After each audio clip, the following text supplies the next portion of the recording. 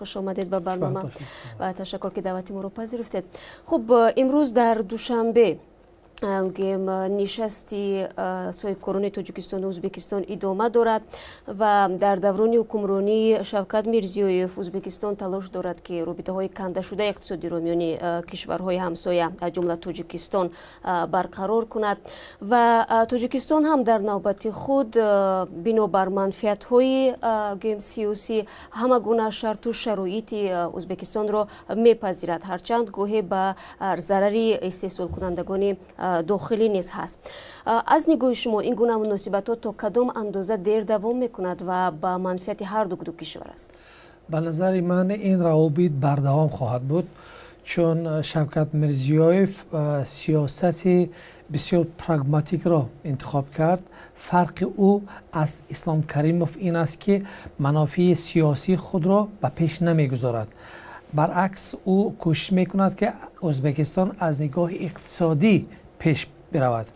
خب به هر صورت چون بیش از 20 سال روابط کنده بود و معلوم است که برقرار کردن آنها کاری آسان نیست و یک مثال روشن این گیم راه اندازی خط سیر تاجیکستان و ازبکستان بود که از نگاه ما خواهشمندانی رفت و آمد حالا اونقدر زیاد نیستند.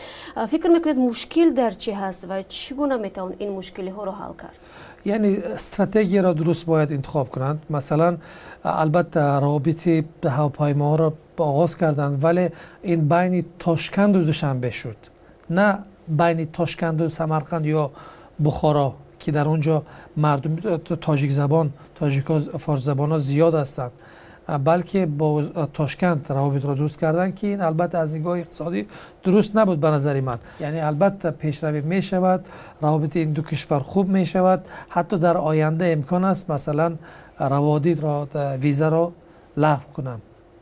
یعنی فکر میکنید بهتر می شود؟ خیلی بهتر می شود. اما یک سوال دیگر، مثلا اسلام کریموف یکی از مخالفان سرسختی بنیاد نیروگاه آبی راغون بود و حتی میگفت که تا زمانی من زنده هستم نمیگذارم که این نیروگاه بنیاد شود. اما حالا در این زمینه چی دیگرگونی رو می شود انتظار بود؟ آیا یگان نرمیش وجود دارد یا نه؟ نرمی نمیتونیم بگویم که نرمی است، ولی از یک جهت این پیشرفت است که ازبکستان تا هنوز چیزی نگفته. این هم پیشرفت است. تشکر برای صحبت و برای اینکه حاضر شد به سوالهای ما پاسخ بگید. خاطررسان میشیم که در صحبت با ما قرار داشتند سیراجدین اسلام، همکاری ما از بخش ازبکی رادیو آزادی. خوش آمدید.